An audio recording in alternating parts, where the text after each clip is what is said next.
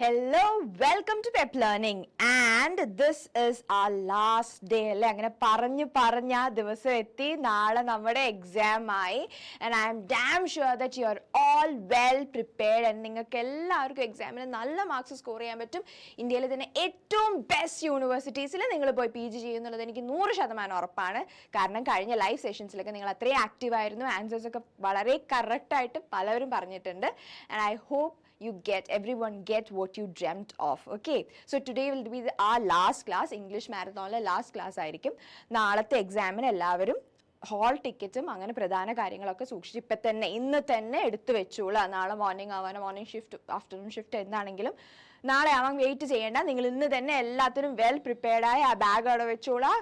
2-3 alarm clock set ചെയ്തോളാം. ഇനി ഉറങ്ങിപ്പോയി എന്നുള്ളൊരു വിഷയം നമുക്ക് ഈ ചാൻസ് നമ്മളുടെ അശ്രദ്ധ കൊണ്ട് നഷ്ടപ്പെടുത്തരുത്. ഓക്കെ, സോ ഇന്ന് ഞാൻ നമ്മൾ MCQs കഴിഞ്ഞ 4 ക്ലാസ്സസിൽ നമ്മൾ MCQs ആണ് ചെയ്തുകൊണ്ടിരുന്നത്. നമ്മൾ പ്രീവിയസ് ഇയർ ക്വസ്റ്റ്യൻസും പിന്നെ വേറെ ലിംഗ്വിസ്റ്റിക്സ് എന്നുള്ള ക്വസ്റ്റ്യൻസ് ഒക്കെ ഡിസ്കസ് ചെയ്തു. ഇന്ന് ഞാൻ എന്താ പറയുക ഏറ്റവും ഇമ്പോർട്ടൻ്റ് ആയിട്ടുള്ള കുറച്ച് ലിറ്റററി ടേംസ്, വളരെ കുറച്ച് ലിറ്റററി ടേംസ് ആണ് ഇന്ന് നമ്മൾ ഡിസ്കസ് ചെയ്യുന്നത്. കാരണം I know today is the last day and you are in the എന്താ പറയുക പ്രിപ്പറേഷൻ, ആ റിവിഷൻ്റെ സമയമായിരിക്കും. So I don't want to waste your time much. അപ്പോൾ ഏറ്റവും ഇമ്പോർട്ടൻ്റ് ആയിട്ടുള്ള ലിറ്റററി ടേംസ് ആണ് ഡിസ്കസ് ചെയ്യുന്നത്. ആൻഡ് ലിറ്റററി ടേംസ് എന്ന് പറയുമ്പോൾ സിമ്പിൾ ആണ്, അതേപോലെ തന്നെ എക്സാമിന് വളരെ സുഖമായിട്ട് ആൻസർ ചെയ്യാൻ പറ്റുന്നതും കുഴപ്പിക്കുന്ന ചോദ്യങ്ങൾ വരാൻ സാധ്യതയുള്ളതും ലിറ്റററി ടേംസ് എന്നാണ്. അപ്പം വ്യക്തമായിട്ട് എന്താണെന്ന് അത് മനസ്സിലാക്കി വെക്കണം. ഇത് മാത്രമല്ല, എല്ലാം എന്താണെന്ന് ക്ലിയർ ആക്കി മനസ്സിലാക്കി വെക്കണം. In which way? വേറൊരാൾ വന്ന് ചോദിച്ചാൽ അത് നിങ്ങൾക്ക് പറയാൻ പറ്റണം. Learn the way you can teach it. Okay, anything if you learn in the way that you have to teach it, അത് നിങ്ങൾ അറിയാതെ തന്നെ നിങ്ങൾ ഗ്രാസ്പ് ചെയ്തിരിക്കും. Okay, so the first literary term that we are going to discuss before that, the first literary term that we are going to discuss is allegory. Allegory. An allegory is a literary device where characters, events or settings represent abstract ideas, moral qualities or historical events. എന്താണ്? Device where characters, events or settings represent abstract ideas, moral qualities or historical events. അപ്പം നമ്മൾ poetry അല്ലെങ്കിൽ ഡ്രാമയിൽ കാണിക്കുന്ന ഒരു character ആയിക്കോട്ടെ, അവിടെയുള്ളൊരു setting ആയിക്കോട്ടെ, അല്ലെങ്കിൽ അവിടെയുള്ളൊരു event ആയിക്കോട്ടെ, it might be representing something else. ഒരു കാര്യം പറയാൻ വേണ്ടി ഉദ്ദേശിച്ച് വേറൊരു വഴിയിലൂടെ സ്ട്രെയിറ്റ് ഫോർവേഡായി പറയാതെ വേറൊരു വഴിയിലൂടെ നമ്മളടുത്തേക്ക് എത്തിക്കുകയാണ് allegory യൂസ് ചെയ്യുന്നത്. Okay, in an allegory, characters and elements of the story often symbolizes something else, allowing the author to convey deeper meanings. Allegories are commonly used to convey moral or political messages in a subtle or indirect manner. ഞാൻ എപ്പോഴും പറഞ്ഞു, ഈ points പറയുമ്പം എപ്പോഴും എങ്ങനെ പഠിക്കണം, ഇതെങ്ങനെ question ആയിട്ട് വരാം, ഈ പോയിന്റ് എങ്ങനെ ക്വസ്റ്റ്യൻ ആവാം എന്ന രീതിയിൽ വേണം പഠിക്കാൻ. അപ്പം സബ്റ്റലായിട്ടും ഇൻഡയറക്റ്റ് ആയിട്ടും ഓത്തറിന് എന്തെങ്കിലും കൺവേ ചെയ്യാൻ ലിറ്റററി ടേം ആയിട്ടുള്ള allegory യൂസ് ചെയ്യും. ഓക്കെ, അതിന് ഏറ്റവും ബെസ്റ്റ് എക്സാമ്പിൾ നിങ്ങൾക്ക് എല്ലാവർക്കും വളരെയധികം ഫെമിലർ ആയിട്ടുള്ള ഒരു മൂവി ഗുരു എന്ന് പറഞ്ഞ മൂവി അല്ലേ, നമ്മുടെ മോഹൻലാലിൻ്റെ പഴയ മൂവി ഗുരു എന്ന് പറഞ്ഞത്, ഓസ്കാർ നോമിനേഷനിൽ വരെ എത്തിയിട്ടുള്ള ഗുരു എന്ന് പറഞ്ഞിട്ടുള്ള മൂവി. ആ മൂവിയിൽ എന്താണ്, Mohanlal he's falling into എന്താ പറയുക ഒരു ഡീപ്പ് ഡിഗിലേക്ക് വീഴാണ് ഇൻ ഹിസ് ഡ്രീംസ്. ഓക്കെ, അത് തന്നെ എന്താ പറയുക അലഗരിയാണ്. അവിടെ എത്തിക്കഴിഞ്ഞ് സംഭവിക്കുന്ന എല്ലാം അലഗരിയാണ്. ഈ ലാമ പഴം ഒരു അലഗരിയാണ്, അതിലുള്ള കുരു ഒരു അലഗരിയാണ്. എല്ലാം പലതിനെയും റെപ്രസെന്റ് ചെയ്യുന്നതാണ്. റിലീജിയസ് പ്രോബ്ലംസ്, പൊളിറ്റിക്കൽ ഇഷ്യൂസ് അല്ലെ, അവിടുത്തെ കിങ്, അവിടുത്തെ എന്താ പറയുക മന്ത്രിമാർ, അവിടെയുള്ള ഓരോ വ്യക്തികളും പലതിനെയും റെപ്രസെന്റ് ചെയ്യുന്നുണ്ട് in the real world. C, അവിടെ the story writer used the device allegory very effectively. Okay, അപ്പം നമുക്കും we will start to think. Okay, നമ്മൾ ഡയറക്റ്റ് ഒരാൾ വന്ന് പറയാതെ വളഞ്ഞ് പറയുമ്പോൾ നമ്മൾ കുറച്ചും കൂടി ഡീപ്പായിട്ട് ആലോചിക്കും. അതിനാണ് ഈ allegory യൂസ് ചെയ്യുന്നത്.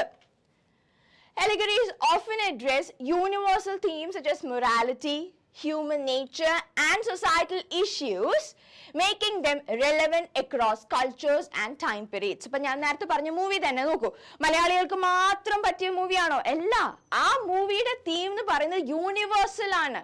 Everyone can relate, everyone can think about it. So it might be about morality, human nature, or societal issues. It will be a common thing. The interpretation of allegories can vary as they allow readers to uncover multiple layers of meaning and symbolisms within the text. See, but ഈ ഒരൊറ്റ meaning മാത്രമേ ഉള്ളൂ എന്ന് പറയാൻ പറ്റില്ല. ചിലപ്പോൾ author ഉദ്ദേശിച്ചത് ഈ ഒരു മീനിങ് ആയിരിക്കാം. We can interpret the way we want. ഇപ്പം ഈ റീസെൻ്റ്ലി റിലീസ് ചെയ്ത മഞ്ഞുമൽ ബോയ്സ്, അതിൽ സ്പോയിലർ അലേർട്ട്സ്, മൂവി കാണാത്തവരാണെങ്കിൽ സോറി. എനിഹൗ അതിൽ Soubin is going down to save his friend. there he goes with a light. അപ്പൊ ആ ലൈറ്റിനെ എന്തായിട്ട് റെപ്രസെന്റ് ചെയ്യുന്നത്? ഗോഡ് ആയിട്ട് കമ്പയർ, ഗോഡിന്റെ ഒരു റെപ്രസെന്റേഷൻ പോലെ കാണിക്കുന്നുണ്ട് ലൈറ്റിനെ. വേണമെങ്കിൽ വേറൊരു വ്യക്തിക്ക്, വേറൊരു പേഴ്സൺ അത് വേറൊരു രീതിയിൽ കാണാം, അത് വേറൊരു രീതിയിൽ റെപ്രസെന്റേഷൻ ആയിട്ട് നോക്കാം, വെളിച്ചം മാത്രമായിട്ട് കരുതാം. അപ്പൊ it is up to the audience or the readers that ആ അലഗറി എന്താണ് മീൻ ചെയ്യുന്നത് നമ്മളുടെ ഇഷ്ടത്തിന് ഇന്റർപ്രറ്റ് ചെയ്യാൻ പറ്റും. Now examples from literature. Animal Farm, the best example for allegory, by George Orwell. In this allegorical novella, farm animals represent different societal classes and political figures, illustrating the corruption and abuse of power in totalitarian regimes. അപ്പൊ Animal Farm എന്ന് പറയുന്ന വർക്കൊക്കെ നിങ്ങൾ നോക്കി വെക്കണം കേട്ടോ. അത് ഏത് ഇയറാണ് പബ്ലിഷ് ചെയ്തത്, ഓഥർ ആരാണ്, and what are the themes and what kind of characters was in that novella, ഏത് ജേണർ ആണെന്നൊക്കെ കൃത്യമായി നോക്കി വെക്കണം. It's an important work. Another example, The Lion, the Witch and the Wardrobe by C.S. Lewis. This fantasy novel is allegorical with characters like Aslan symbolizing Christ and events paralleling biblical narratives, conveying themes of sacrifice, redemption and the battle between good and evil. അല്ലേ? അങ്ങനെ പല books ഉണ്ട് അലഗറി use ചെയ്യുന്നത്.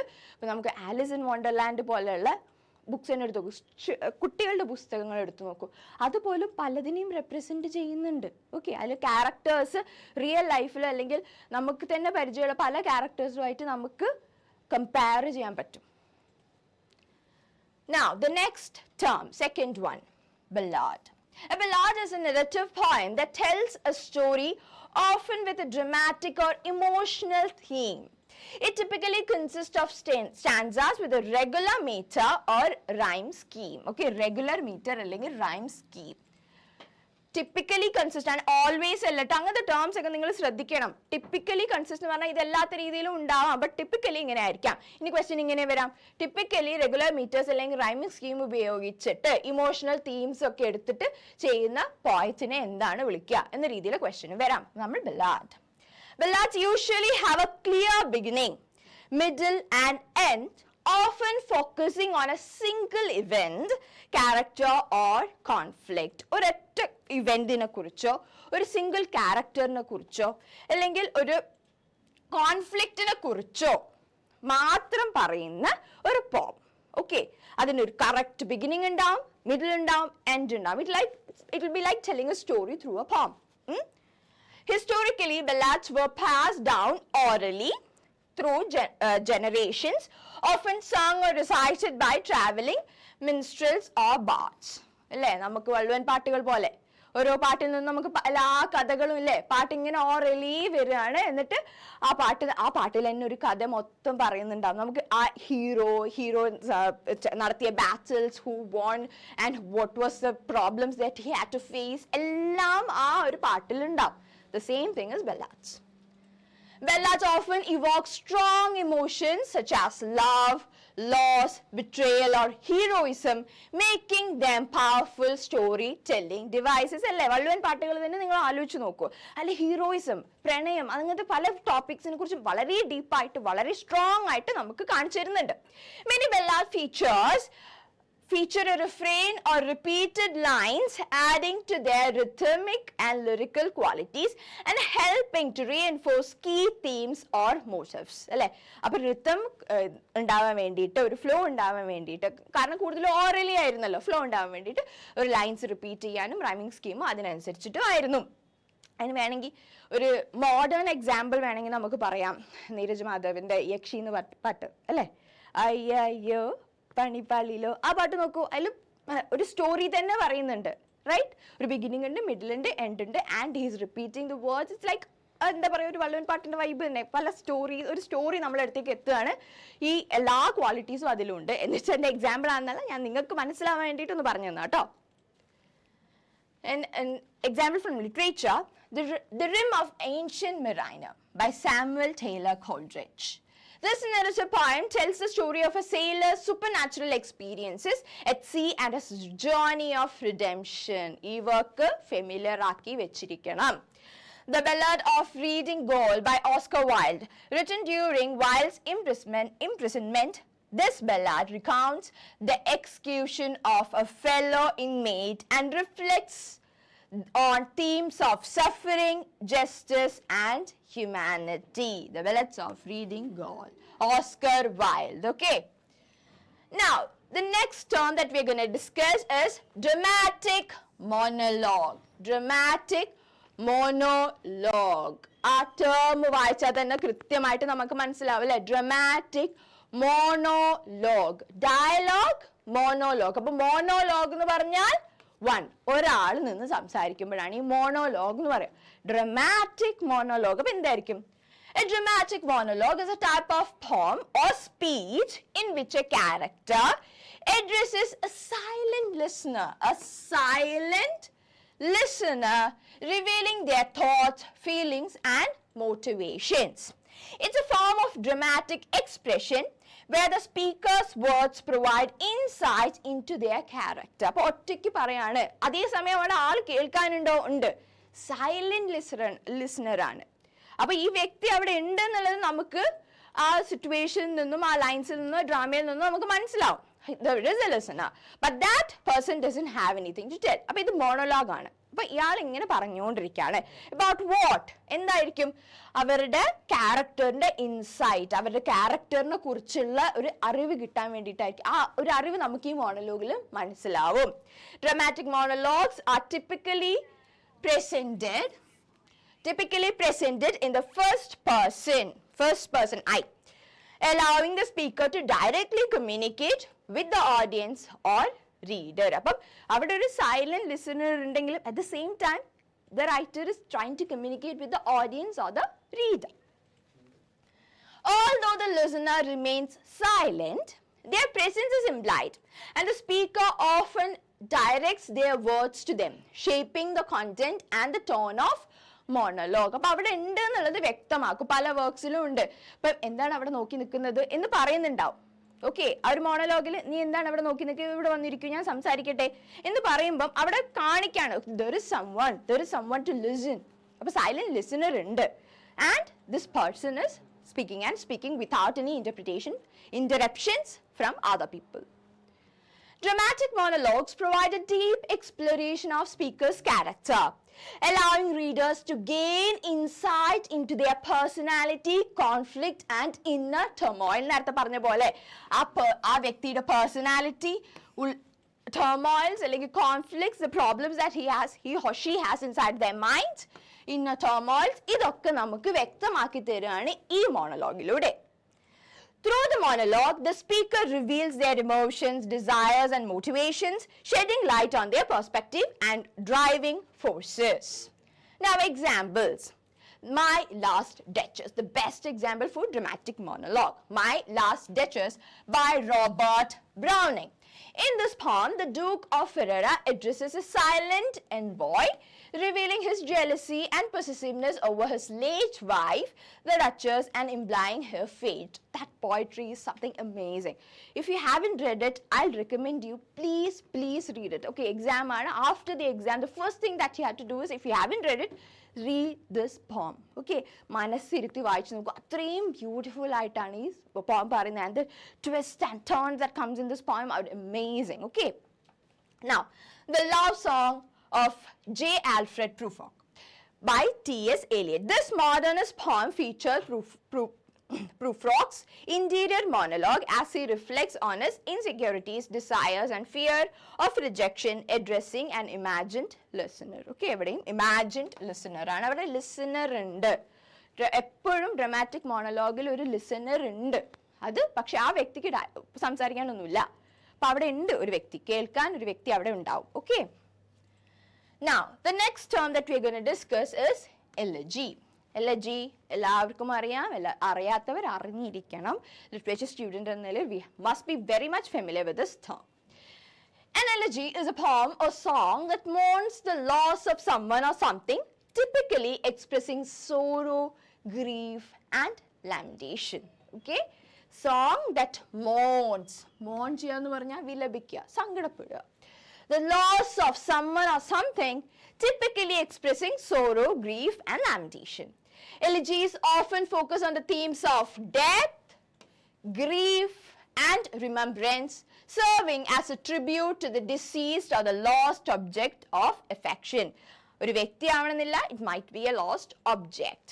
അതിനു വേണ്ടിയിട്ട് നമ്മളൊരു പാട്ട് മരിച്ച ഒരാൾക്ക് വേണ്ടി പാട്ട് ഡെഡിക്കേറ്റ് ചെയ്യുക, അവർക്ക് വേണ്ടി ഒരു പാട്ട് എഴുതുക, അല്ലെങ്കിൽ ഒരു സാധനം, നമുക്ക് അത്രയും പ്രിയപ്പെട്ട ഒരു സാധനം നഷ്ടപ്പെട്ടു, അതിനു വേണ്ടി ഡെഡിക്കേറ്റ് ചെയ്യുന്നതിനാണ് ഈ എലിജി എന്ന് പറയാം.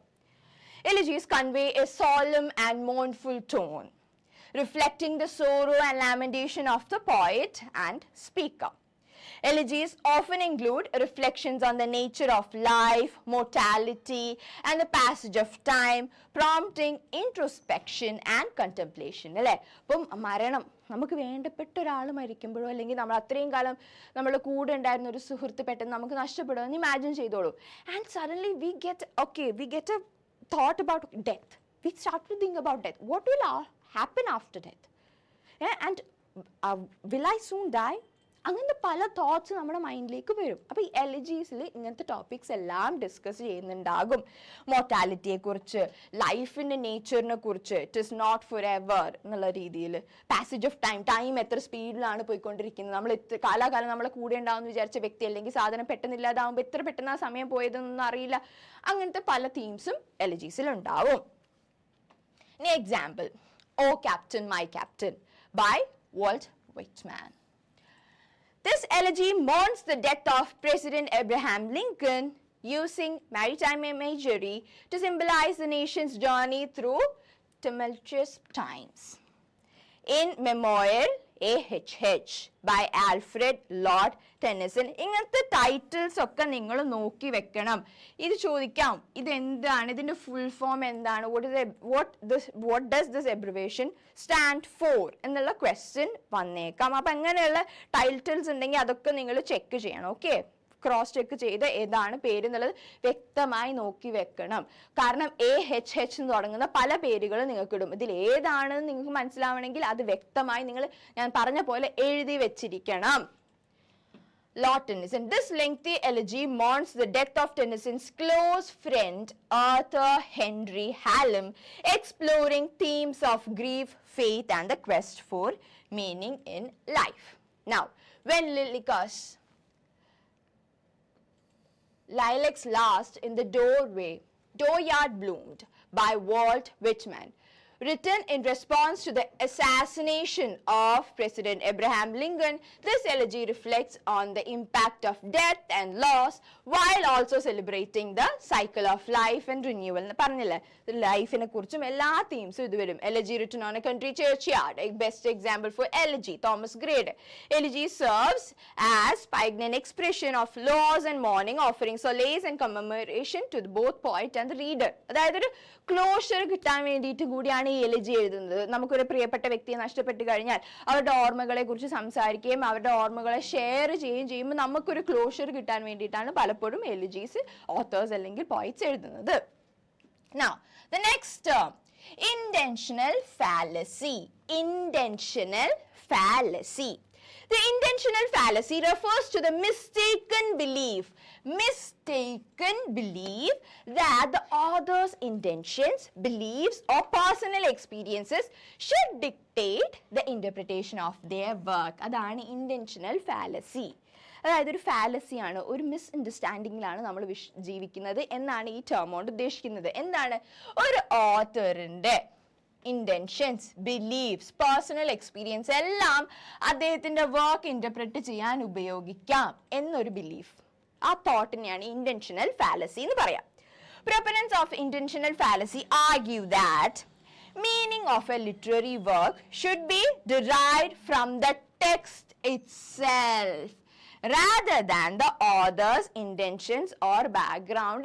ഞാൻ ഈ സെന്റൻസ് പറയുമ്പോൾ നിങ്ങൾക്ക് എന്തെങ്കിലും ഓർമ്മ വരുന്നുണ്ടോ? ഈ സെന്റൻസ് പറയുമ്പോൾ അതായത് ഒരു ടെക്സ്റ്റ് നമ്മൾ ക്രിട്ടിക്കൽ അനാലിസിസ് നടത്തുമ്പോൾ അതിനെക്കുറിച്ച് പഠിക്കാൻ ശ്രമിക്കുമ്പോൾ we should focus on the text itself rather than the author. അത് കേൾക്കുമ്പോൾ നിങ്ങൾക്ക് എന്തെങ്കിലും ഓർമ്മ വരുന്നുണ്ടോ? ഉണ്ടെങ്കിൽ കമന്റ് സെക്ഷനിൽ പറയൂ കേട്ടോ. എന്തെങ്കിലും ഒരു കിട്ടുന്നുണ്ടെങ്കിൽ പറഞ്ഞോളൂ. അത് ഇതാണോ നോക്കൂ. Death of the author. Death of the author. This concept, popularized by French literary critic Roland Barthes, നമ്മൾ Roland Barthesനെ കുറിച്ച് ഇന്നലെ ഡിസ്കസ് ചെയ്തിട്ടുണ്ടായിരുന്നു, suggests that once a work is created and released to the public, the author's authority over its interpretation diminishes and the text stands alone. The author is dead and the text stands alone. അവിടെ authorന് role ഇല്ല. Reader response. According to the intentional fallacy, meaning is constructed through the interactions between the text and the reader, with each reader bringing their own interpretations and perspectives to the work. അപ്പം റീഡറും ടെക്സ്റ്റും തമ്മിലായി. അവിടെ പിന്നെ ഓത്തറിനും റോളില്ല.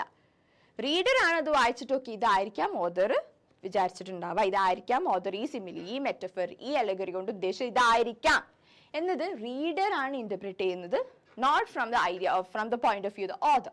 Okay. Now examples. Heart of Darkness by Joseph Conrad. Critics may debate whether Conrad intended his portrayal of colonialism to be critical or sympathetic, but the text itself offers multiple layers of interpretation, allowing readers to draw their own conclusion. അപ്പോൾ colonialism അല്ലെങ്കിൽ ആ ഒരു situation, ആ ഒരു ഇഷ്യൂവിനെ കുറിച്ച് മാത്രമാണോ ഇതിൽ പറയുന്നത് എന്ന് നമുക്ക് വാദിക്കാൻ പറ്റില്ല. അത് റീഡറിനാണ് അത് ഇന്റർപ്രറ്റ് ചെയ്യാനുള്ള അവകാശമുള്ളത്.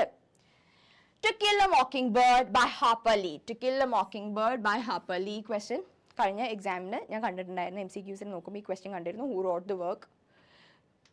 To Kill a Mockingbird. അതേപോലെ ഈ ടൈറ്റിൽ നോക്കണം കേട്ടോ. Killing a Mockingbird ഓ അങ്ങനെ പല ഓപ്ഷൻസ് വന്നിട്ട് ഇതിൽ ഏതാ കറക്റ്റ് എന്നുള്ളത് ചോദിച്ചിട്ടുണ്ട്. അപ്പോൾ To Kill a Mockingbird by Harper Lee. While understanding Lee's background and upbringing in the American South may enrich a reading experience, the novel's theme of racial injustice and moral integrity resonate with readers regardless of the author's intention. See, ഇവിടെ author അല്ല important, തീമാണ് important. നമുക്ക് വായിച്ചിട്ട് നമുക്ക് എന്താണ് ആ ഓത്തറിനെ കുറിച്ച് ഒന്നും അറിയില്ലെങ്കിലും നമുക്ക് കിട്ടുന്ന എന്താണോ അതിൽ നിന്ന് കിട്ടുന്നത് അതാണ് കറക്റ്റ് മീനിങ് എന്നാണ് intentional fallacy കൊണ്ട് ഉദ്ദേശിക്കുന്നത്. Now, the next one and the last term that we're going to discuss today is soliloquy. Soliloquy രണ്ട് പ്രൊനൗൺസിയേഷനും ഉണ്ട്. ഓക്കെ, നമ്മൾ റിട്ടൺ എക്സാം ആണ്, ഇപ്പോൾ നമുക്കിപ്പം സ്പെല്ലിങ്ങിൽ ഫോക്കസ് ചെയ്യാം. Okay, a soliloquy is a dramatic device in which a character speaks aloud to themselves, revealing their inner thoughts, feelings, and emotion. It's a form of monologue that provides insight into characters, mindset, and motivations. നമ്മൾ നേരത്തെ dramatic monologue പറഞ്ഞപ്പോൾ എന്തായിരുന്നു? ഒരു ക്യാരക്ടറിന്റെ intentions, motivations അറിയാൻ വേണ്ടിയിട്ട് നമുക്ക് dramatic മോണോലോഗിലൂടെ മനസ്സിലാവും. പക്ഷേ സോളിലോക്യുമായിട്ട് ഡ്രമാറ്റിക് മോണോലോഗ് എങ്ങനെയാണ് ഡിഫറെന്റ്? അവിടെ ഒരു സൈലന്റ് ലിസണർ ഉണ്ട്. ഡ്രമാറ്റിക് മോണോലോഗിൽ ഒരു സൈലന്റ് ലിസണർ ഉണ്ട്. ഇവിടെ സോളിലോക്യിൽ സൈലന്റ് ലിസണർ ഇല്ല. ആൻഡ് സോളിലോക്യിൽ ഇവിടെ ക്യാരക്ടർ ഉറക്കിയായിരിക്കും സംസാരിക്കുന്നത്. നമ്മളിപ്പോൾ ഡ്രാമാസ്, ഓൾ ഡ്രാമാസിന്റെ അടുത്ത് നോക്കും, അന്ന് എന്താണ് മനസ്സിൽ വിചാരിക്കുന്നതെന്ന് ഓഡിയൻസിന് അറിയണമെങ്കിൽ this person has to speak it out, ഉറക്കെ പറയണം. ഓക്കെ, അപ്പോഴേ ആ കേൾക്കുന്ന ആൾക്ക് ഓക്കെ ആ മനസ്സിലാവുള്ളൂ. ഇപ്പോഴാണ് ടെക്നോളജി ഒക്കെ വന്നതും മനസ്സിലെന്താണെന്നുള്ളത് ഡബ് ചെയ്തിട്ട് കേൾപ്പിക്കാൻ പറ്റുന്ന അവസ്ഥ വന്നത്. Unlike dialogue where characters interact with others, A soliloquy is a speech delivered by a character alone on stage, often while reflecting or contemplating a significant decision or situations.